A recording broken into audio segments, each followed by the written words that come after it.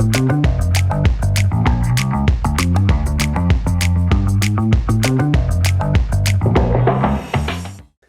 and welcome back to At the Movies with QCTV. I'm Seamus Burke. Here with me is Cory Lang. Today we're here to talk about The Batman, which came out this past weekend. Cory, before we get into this Batman, are you a Batman fan? Do you have other Batman movies that are your favorites? Or?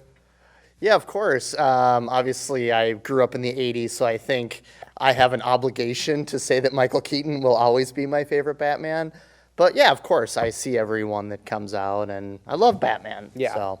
I also am a huge Batman fan. I love the Michael Keaton, Tim Burton films from the 80s and early 90s. One of the movies that made me want to get into the business of movies and TV was The Dark Knight. That came out when I was in like 7th or 8th grade, and that was just like, it totally blew my mind. Yeah. So that movie is probably in my top 5 movies of all time. So it's a very special place in my heart, and it's probably my favorite Batman movie. My second favorite Batman movie is probably this movie, The Batman. This movie is directed by Matt Reeves and stars Robert Pattinson as the Caped Crusader. It also features Paul Dano as the Riddler, Zoe Kravitz as Catwoman, Colin Farrell as the Penguin, and Jeffrey Wright as Jim Gordon. So as I said, this is probably my second favorite Batman movie, which is a high bar because I love a lot of Batman movies. And I think what puts it so high for me is it feels so fresh in a market where we have almost dozens of superhero movies a year. This really stands out not only in its tone, but in its stylistic choices, in the way that it's acted, directed, shot. It really, really stuck out to me. So what did you think? Give me your 2 cents. Yeah, no, totally. It did feel fresh. My 2 cents overall, I liked it a lot. I think it's a great movie. I also left just a little disappointed because I think it could have been incredible. Just my quick take. It's very long. It is. It's near 3 hours long, and I think it's very good. I think there's a cut there that could be incredible. That's just my quick take before we dive in. Yeah, so to piggyback off that, I also did think it felt its length a little bit, not a lot. 3 hours. There are really fast-paced 3-hour movies and really, really slow 90-minute movies. And I thought that this felt its length just a tiny bit in the second act. We might get into this a teeny tiny bit without talking plot specifics. Sure. But it felt like it was dragging a little bit, but then the whole third act, the whole climax was unbelievable and totally ramped up again and brought me right back into all of the action. Sure. I want to talk about sort of just the general atmosphere of this movie, because that was something, as I mentioned, that really stuck out. This is probably the grittiest Batman we've seen so far. It's very, very dark all the time. However, you can always see what's in frame, which is nice. It's raining a lot. It's foggy, hazy. It feels the most lived in of any Gotham that we've seen on screen so far. And I thought that was something that was just really helped set the tone for this character. And then to add on that, Robert Pattinson's Batman himself, just the look and the design of that Batman is very rough and ready, very homemade. Yeah. He's high tech, but he's not so much to the Christian Bale where he's mass producing all kinds of stuff. It kind of feels like he did everything. There's no Lucius himself. Fox here. Exactly. Building gadgets in a high tech. Yes, this Batman's doing all this stuff by himself. What did you think of Robert Pattinson as Batman? What did you think of his performance? I liked him a lot. He's very calm, he's very soft-spoken, but he's very brutal. Like, the brutality is very in your face. One thing you said was tone. You're right, this is very gritty. The cinematography is very dark, it's very gothic. I think it's probably the most gothic-looking Batman we've seen since those Tim Burton movies, which I really appreciate. Matt Reeves, who directed the movie, obviously is heavily inspired by those David Fincher serial killer movies. Oh, yeah. With Seven and Zodiac, which speaks to me greatly. I think for the first 90 minutes of this movie, I'm saying to myself, this is the best Batman movie I've ever seen. This is the best Batman movie, because I love those psychological, dark serial killer dramas. Obviously, the Riddler puzzles, heavy Zodiac vibes. Right. So we're set up with this kind of serial killer. Batman's there as a detective, which is awesome because you don't always see Batman as a detective. Right. And that's how he is in the comics. He's the world's greatest detective. So here he is chasing down a serial killer. But to circle back, I thought Robert Pattinson did a great job. I was very satisfied with him as Batman. Yes, he gives, I think, as Bruce Wayne and Batman, he gives a haunted and sort of like a world-weary Bruce Wayne and Batman that I don't think we've really seen before, at least not in this way. It actually kind of reminded me, the way that Bruce Wayne is perceived by the public in this movie reminded me of the way he's perceived in those late 80s Tim Burton movies, where he's a weirdo, and people think Bruce Wayne is a weird guy, and you totally get the vibe from the way he presents himself in public. Like, yeah, this guy might be dealing with some psychological issues that cause him to go out at night and beat the crap out of criminals. Right. He is also very, very intimidating. He's probably the most intimidating Batman so far, just in terms of his presence. He's not necessarily like brutally violent in the way that we've seen some other interpretations, but the way that he carries himself and just the way that he's very soft-spoken and very concise with the things that he says is just a extremely intimidating presence, underscored by an amazing score. It's great. Which really adds a lot. It's great. Like when you have Christian Bale, sorry, just to jump in, he's very flamboyant. He's the cliche billionaire. He's partying in public. It's that very cliche classic billionaire playboy vibe. It's Tony Stark pre-Tony Stark. Exactly. Because those movies predate Iron Man by a couple years. But exactly. It's interesting to see this different take in this dark, gritty world where Bruce Wayne is himself sort of this really disturbed sort of individual. And without getting into spoilers, he goes on a nice journey starting in this place of darkness and despair that I think where he ends up is really interesting and was a really well-crafted arc for Batman, the likes of which I don't think we've seen an arc for the character of Batman in a long time. It's just interesting to see him start in one place and sort of end in a different place. The note that I had is he goes on a journey from a crime fighter to a hero. Yeah. And I thought it was very, very impressive. Yeah. You were talking about the serial killer vibes, so I want to talk a little bit about Paul Dano as the Riddler. I thought he was so scary. Yeah. Like, he might be competing with Heath Ledger's Joker for the scariest Batman villain performance we've seen so far. Yeah. Disturbingly realistic. Yeah. What goes down.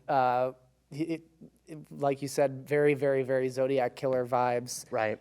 Paired with a lot of thematic, I don't want to say messages, because it's not really like trying to deliver a message, but the themes of the movie deal a lot with government corruption and misinformation and general distrust of governing bodies.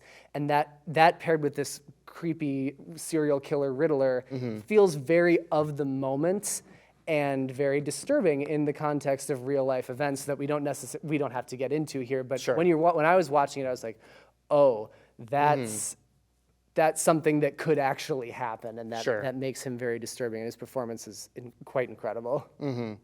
Yeah, I would agree. You know, this Riddler doesn't have a pack of goons with him. No. Like you see in classic Batman content. He's not in bright green tights, not Jim Carrey red hair either. Not at all, and he doesn't have a crew of villains or bad guys with him. He's lurking in the shadows by himself with like a single object that he's murdering people with, and he's leaving clues. And I think that's what makes it really scary for me personally, is that, you know, Bruce Wayne and Batman struggling to find the killer, but it's just one guy, as far as we're aware.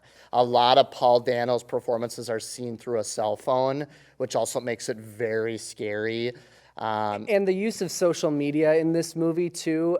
I don't think that's not really a spoiler. That's in the marketing. That the Riddler is using social media to sort of present his manifesto almost, Yeah. as it were, and Yeah. it just feels very true to life in a way Sure. that Heath Ledger's Joker, which is an amazing performance course. and my favorite probably comic book movie performance ever. Yeah, I would agree. It doesn't feel realistic in that way. It's interesting that in a movie that's much more stylized, the Sure. Batman is much more stylized than The Dark Knight. You Right. get this super realistic villain, whereas in The Dark Knight, which is like literally just shot on the streets of Chicago type realistic, Yeah. you get this villain who's much broader. And I Yeah. think that actually, that contrast in both situations is why both of those villains work so much, is because they provide such stark contrast to the worlds that we are introduced to as the audience. Yeah, especially if you look at the Capitol riot from last January and in real life, right? And not to get into heavy spoilers at the end of Batman, but he's brainwashing keyboard warriors, right? That's what he's doing. Right. He's trying to recruit people, and I was getting strong real world vibes from that whole scenario, which actually made it even more scary. I don't know if you drew those comparisons. One thing that was interesting was, I'd have to check the exact dates about this, but this movie was supposed to come out a while ago. I think last October was its initial release date. It would predate the Capitol riots. And and there was also some stuff that vaguely reminded me of the pandemic that might just be a coincidence because of when it was probably written and shot. So Sure. I'd be interested to look into some of that, because some of these real world themes feel very specific to our moment, but might have actually, in a weird way, predicted things Sure. that have now happened in the past, if that Yeah. makes any sense at all. I do want to talk about the two other main characters here that I thought were really great performances. One was Zoe Kravitz as Catwoman. I think she might be the best Catwoman we've seen on screen so far. No disrespect to Michelle Pfeiffer, who is like the complete opposite of this performance. Sure. She's a very gray character. She does the wrong thing a lot of the time, but you very much understand why she's doing what she's doing. And her chemistry with Robert Pattinson is incredible. And the romantic tension between them is palpable. Yeah. And like in the theater, someone gasped at a particular moment when they're together. Sure. Any thoughts on other characters? Yeah, I thought she was great. A much more grounded character than Michelle Pfeiffer's sort of very comic booky style Right. Catwoman. I think they're, minor spoiler. I think they peek into her apartment a little bit from across the street, and you do see she has a couple of cats. Yeah. And that's really the only direct, connection to the Catwoman character. I thought she was a steam sealer in this movie. Absolutely. Quite frankly, I thought she did a great job. Yeah, I mean, poor Anne Hathaway. The Dark Knight Rises, I very much dislike that movie, and I think they righted a lot of the wrongs that they did with that movie, with this movie, specifically with Catwoman. Yeah, it's interesting that this is actually the first Batman solo movie that we have seen since The Dark Knight Rises, which was in 2012 or so. Yeah, I think Ben Affleck was supposed to do one, but didn't. Right. so. We've had a full Batman since then, Right. but no Batman movies. And again, Anne Hathaway's Catwoman is just sort of there in that movie. So it's interesting to see a much more proactive Catwoman, a much morally grayer Catwoman than we saw in Batman Returns, where she is basically just a villain with some sympathetic bend. Some very shiny rubber. Some very shiny rubber. Yeah. And speaking of Batman Returns, this is the first time we've seen the Penguin on the big screen since Danny DeVito's portrayal. I loved this version of the character. I don't know if you've played the Arkham games. Yeah, It very of course. much reminded me of the mobster Penguin that we Right. see in those games. Yeah. Colin Farrell does a great job. He was not in the movie as much as Selena Kyle, but he was a very, very, very strong presence whenever he was on screen, and I hope to see more from him. Yeah, I agree.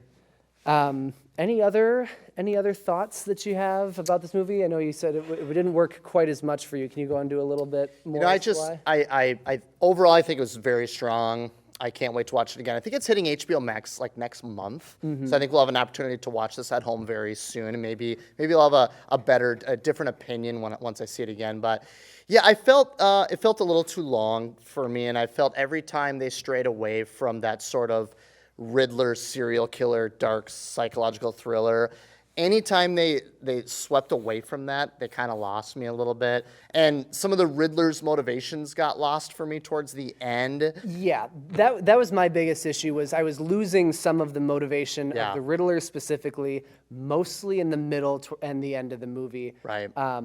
It got a little bit confusing, and so I wrote down, make sure you pay close attention Yeah. if you watch this, because Yeah. there's a lot happening. It's a very busy movie. I thought that for the most part it was tight enough where it works, and I was able to get through it, but I could see someone probably getting Yeah. lost if they're Yeah. distracted. Yeah, I think it looks amazing. I love the score. I think Robert Pattinson is a great Batman. I can't wait for sequels. I just hope they tighten them up a little bit. Hopefully Matt Reeves learns a couple lessons. And Yeah. I just don't want to sit through a 3-hour Batman movie. Tighten it up. But we'll see. I can't wait to see it again. Yeah, So- I wrote down, my last note here was, I would see it again tomorrow. Yeah. It was so good. I definitely would sit through a 3-hour Batman movie if it's the Yeah. right Batman movie. Sure. And this for me was worth the runtime. Every frame was gorgeous. The score by oh gosh, I hope I'm going to say this right. Michael Ganache? Michael Giacchino. Giacchino? Okay. Did better than It's me. an Italian name. Yeah. I so sorry if I Yeah. mispronounced your name. They'll if you forgive see us. this, right? Yeah, An amazing score. Very intimidating leitmotif for the Batman. An incredibly beautiful and sad. And Nirvana, by the way. Nirvana too. And they play some Nirvana songs, which I thought worked really well. I think this is the first Batman movie since the Joel Schumacher ones to actually have a needle drop in it, which Right. which was cool, and they all fit. Also, Giacchino's theme for Catwoman was beautiful and sad. Right. Lots of high strings that mimic the sounds of a cat. Right. I am a big nerd about movie soundtracks, so I could talk about that all day.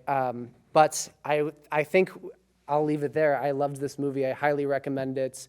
If you're a Batman fan, you will probably really like it, if not love it. Any last thoughts from you? It's an 8 out of 10 for me. I think there's a 9 out of 10 cut there somewhere with a little fat trimming, little more of a focused direction.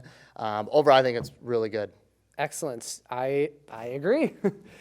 Well, thank you so much for joining us here at the Movies with QCTV. We will be back soon. In the meantime, please remember to follow us on Facebook, Twitter, Instagram, and subscribe to us on YouTube.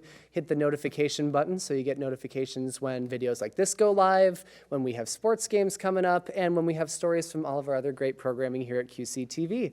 Thank you so much for watching, and we'll see you next time.